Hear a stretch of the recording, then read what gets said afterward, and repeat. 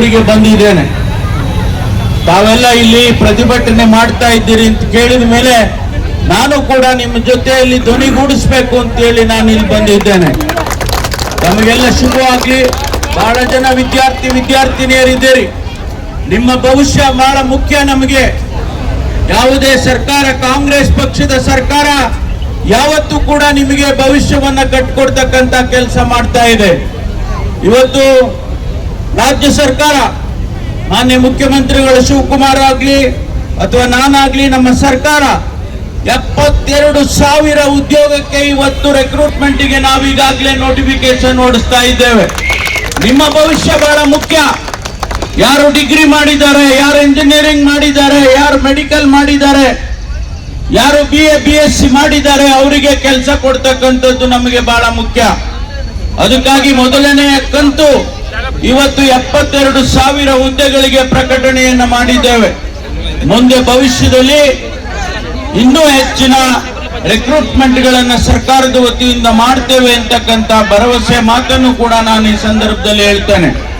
ನಿನ್ನೆ ತಾನೇ ಪರಿಶಿಷ್ಟ ಜಾತಿ ಜನಾಂಗದ ವಿದ್ಯಾರ್ಥಿಗಳು ನನಗೆ ಒಂದು ಮೆಮೊರಾಂಡಮ್ ಅನ್ನ ಕೊಟ್ಟರು. ನಮಗೆ ಬ್ಯಾಕ್ಲಾಗ್ ಹುದ್ದೆಗಳನ್ನ ನೀವು ಕೊಡಿಸ್ಬೇಕು ಅಂತಕ್ಕಂಥ ಬೇಡಿಕೆಯನ್ನ ನನ್ನ ಮುಂದೆ ಇಟ್ಟರು. ಅವರಿಗೂ ಕೂಡ ನಾನು ಭರವಸೆಯನ್ನು ಕೊಟ್ಟಿದ್ದೇನೆ.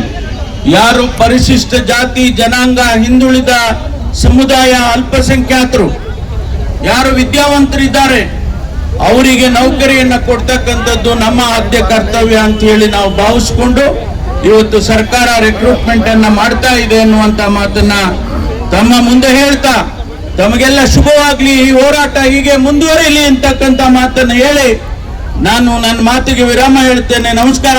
ಜೈ ಹಿಂದ್, ಜೈ ಕಾಂಗ್ರೆಸ್. ಬಂದಿರೋ ನಮ್ಮ ಉಪಮುಖ್ಯಮಂತ್ರಿಗಳಾದ ಪರಮೇಶ್ವರ್ ಸಾಹೇಬರಿಗೆ ನಿಮ್ಮ ಚಪ್ಪಾಳೆ ಮುಖಾಂತರ ಸ್ವಾಗತ ಕೋರ್ತಾ, ಚಿಕ್ಕ ಮಕ್ಳು ಹಾಕೋ ಡೈಪರ್ ಲೀಕ್ ಆಗಲ್ಲ, NTA ಮಾಡೋ ನೀಟ್ ಪೇಪರ್ ಲೀಕ್ ಆಗುತ್ತೆ. ಇದು ನಮ್ಮ ದೇಶದ ವ್ಯವಸ್ಥೆ.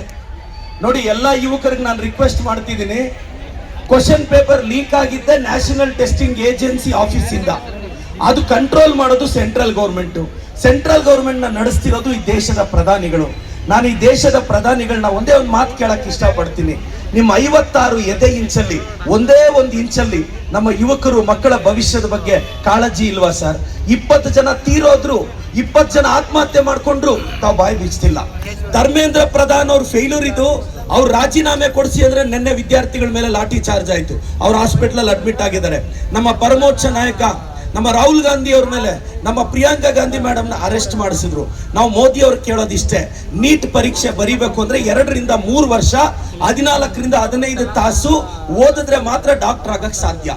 MBBS ಅಂದ್ರೆ ಮಾ ಬಾಪ್ ಕಾ ಬಡಾ ಸಪನ ಅಂತ ನಮ್ಮ ಹಳ್ಳಿ ಹುಡುಗರು ಹುಡುಗಿರು ಕಷ್ಟಪಟ್ಟು ಓದಿದ್ರೆ ನಿಮ್ಮ ಯೋಗ್ಯತೆಗೆ ಒಂದು ಕ್ವಶನ್ ಪೇಪರ್ ನ ನೆಟ್ಟಿಗೆ ನಡ್ಸಕ್ ಆಗ್ಲಿಲ್ಲ ಅಂದ್ರೆ ನಾವು ಕೇಳ್ತಾ ಇರೋದು ಧರ್ಮೇಂದ್ರ ಪ್ರಧಾನ್ ಅವ್ರ ರಾಜೀನಾಮೆನ.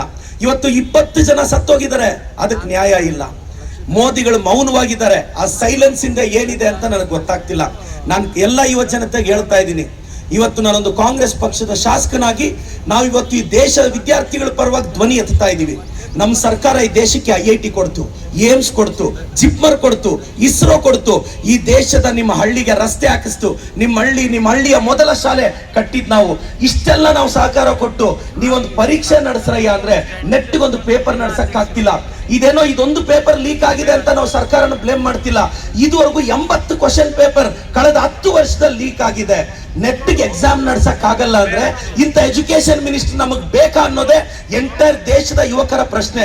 ಮಾನ್ಯ ಪ್ರಧಾನಿಗಳೇ, 2014ರಲ್ಲಿ ನೀವು ಪ್ರಧಾನಿ ಆಗಬೇಕು ಅಂತ ಬಂದಾಗ ನಿಮ್ಮ ಪರವಾಗಿ ನರೇಟಿವ್ ಸೆಟ್ ಮಾಡಿದ್ರಲ್ಲ ಯುವಕರು, ಆ ಯುವಕರ ಭವಿಷ್ಯ ಇವತ್ತು ಹಾಳಾಗ್ತಿರೋದು.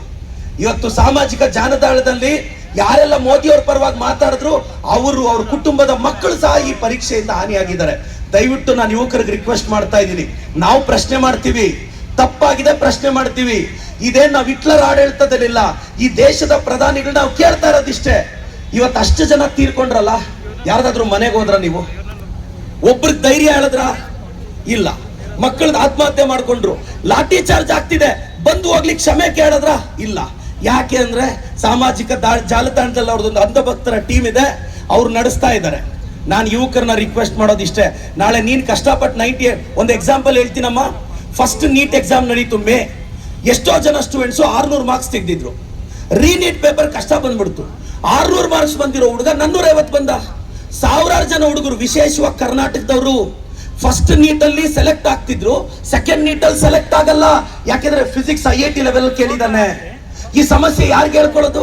ನಮ್ ಚಿಕ್ಕಬಳ್ಳಾಪುರದ ಎಷ್ಟೋ ಜನ ಹುಡುಗರು 580 ತೆಗೆದಿದ್ರು ಫಸ್ಟ್ ನೀಟ್ ಅಲ್ಲಿ, ಇವತ್ತು 380 ಬರ್ತಿದೆ ಸೆಕೆಂಡ್ ನೀಟ್ ಅಲ್ಲಿ. ನಾರ್ತ್ ಇಂಡಿಯನ್ ಸಪೋರ್ಟ್ ಆಗ್ತಿದೆ, ಸೌತ್ ಇಂಡಿಯನ್ಸ್ಗೆ ನೀಟ್ ಪರೀಕ್ಷೆಯಿಂದ. ನಾವು ಕರ್ನಾಟಕ ಸರ್ಕಾರ ನಮಗ್ ನೀಟ್ ಪರೀಕ್ಷೆನೇ ಬೇಡ ಅಂತ ನಮ್ಮ ಸರ್ಕಾರ ಕ್ರಮ ತಗೊಂಡಿದೆ. ನಮ್ಮ ಮುಖ್ಯಮಂತ್ರಿಗಳು, ಉಪಮುಖ್ಯಮಂತ್ರಿಗಳು, ನಾವು ವಿದ್ಯಾರ್ಥಿಗಳ ಪರವಾಗಿದ್ದೀವಿ. ನಾವು ನಿಮ್ ಸಹಕಾರ ಕೇಳ್ತೀವಿ. ನೋಡಿ, ಒಬ್ಬರನ್ನ ಗೌರವಿಸ್ಬೇಕು, ಆರಾಧಿಸ್ಬೇಕು. ಹಾಗೆ ಅಂತ ಈ ದೇಶದ ಪ್ರಧಾನಿಗಳ ಬಗ್ಗೆ ಅಂಧಭಕ್ತಿ ಇರಬಾರ್ದು. ನಿಮ್ಮ ಕುಟುಂಬದ ಮಗು ಭವಿಷ್ಯ ಹಾಳಾಗ್ತಿದೆ ಅಂದ್ರು ಅಂಧಭಕ್ತಿನ ಮುಂದುವರಿಸಿದ್ರೆ ಇದಕ್ಕೆ ಕಾರಣ ನಾವ್ ಹೇಳ್ತಾ ಇರೋದೇನು? NTA ಆಫೀಸಿಂದ ಲೀಕ್ ಆಗಿರೋದು ಪೇಪರು, ನಿಮ್ಮ ಆಫೀಸಿಂದ. ಇದಕ್ಕೆ ಆನ್ಸರ್ ಮಾಡ್ಲಿಲ್ಲ ಅಂದ್ರೆ ನಿನ್ನೆ ಮೋದಿ ಅವರು ಒಂದು ಸಂದೇಶ ಸಾರ್ತಾರೆ, ಪೇಪರ್ ಲೀಕು ಎಲ್ಲರ ಜವಾಬ್ದಾರಿ ಅಂತಾರೆ. ಅಲ್ಲ ಸರ್, ಮೇರೆ ಪ್ಯಾರೆ ದೇಶವಾಸಿಯೋ ಅಂತ ಕರೆದ್ರಿ. ಎಲ್ಲಿ ಸರ್ ಈ ಪ್ಯಾರೆ ಯುವಕರ ಬಗ್ಗೆ ಒಂದೇ ಒಂದು ಲೈನ್ ಮಾತಾಡ್ಲಿಲ್ಲ. ಯೋಚನೆ ಮಾಡಿ, ಕಾಮನ್ ಸೆನ್ಸ್ ಇಂದ ಯೋಚನೆ ಮಾಡಿ. ನಾವು ಪಕ್ಷಾತೀತವಾಗಿ ಫೈಟ್ ಮಾಡ್ತಿದ್ವಿ, ನಿಮ್ಮೆಲ್ಲರ ಸಹಕಾರ ಇರಬೇಕು. ನಾಳೆ ಬೆಳಗ್ಗೆ ನಿಮ್ಮ ಅಣ್ಣನೋ ಅಕ್ಕನೋ ತಂಗಿನೋ ಡಾಕ್ಟರ್ ಆಗ್ಬೇಕು ಅಂತ ಕನಸು ಕಾಣ್ತಾರೆ, ಇಲ್ಲ ನಿಮ್ಮ ಮಕ್ಕಳೇ ಡಾಕ್ಟರ್ ಆಗ್ಬೇಕು ಅಂತ ಕನಸು ಕಾಣ್ತಾರೆ. ಪೇಪರ್ ಲೀಕ್ ಆಗಿ ನಾಳೆ ಹೆಚ್ಚು ಕಡಿಮೆ ಮಾಡ್ಕೊಂಡ್ರೆ ನಿಮ್ ಕುಟುಂಬ ಬೀದಿಗೆ ಬರಬಾರ್ದು. ಬಾಬಾ ಸಾಹೇಬ್ ಅಂಬೇಡ್ಕರ್ ಆದರ್ಶಗಳನ್ನ ನಂಬಿಕೊಂಡು ನಿಮ್ಮಂತ ನನ್ನಂತ ಯುವಕರು ಈ ದೇಶದಲ್ಲಿ ರಾಜಕಾರಣದಲ್ಲಾಗ್ಲಿ, ನಾನು ನೀಟ್ ಎಕ್ಸಾಮ್ಗೆ ಪಾಠ ಮಾಡ್ತೀನಿ. ಪ್ರತಿ ವರ್ಷ 700-800 ಜನ ಡಾಕ್ಟರ್ಸ್ ಆಗ್ತಾರೆ. ಒಂದು ಸ್ಟೂಡೆಂಟ್ 3 ವರ್ಷ ಓದಿದ್ಮೇಲೆ ಸೀಟ್ ಆಗ್ಲಿಲ್ಲ ಅಂದ್ರೆ ಸತ್ತೋಗ್ಬಿಟ್ರೆ ಯಾರ ಜವಾಬ್ದಾರಿ? ದಯವಿಟ್ಟು youngsters, youths are not useless but you are used less. ನಿಮ್ ಜೊತೆ ನಾವಿದೀವಿ, ಈ ಕಾರ್ಯಕ್ಕೆ ಕೈ ಜೋಡಿಸಿ ಅಂತ ನಾನು ನಿಮ್ಗೆ ರಿಕ್ವೆಸ್ಟ್ ಮಾಡ್ತೀನಿ. Baba Saheb Ambedkar K, Baba Saheb Ambedkar K, Baba Saheb Ambedkar K ಜೈ ಭೀಮ್.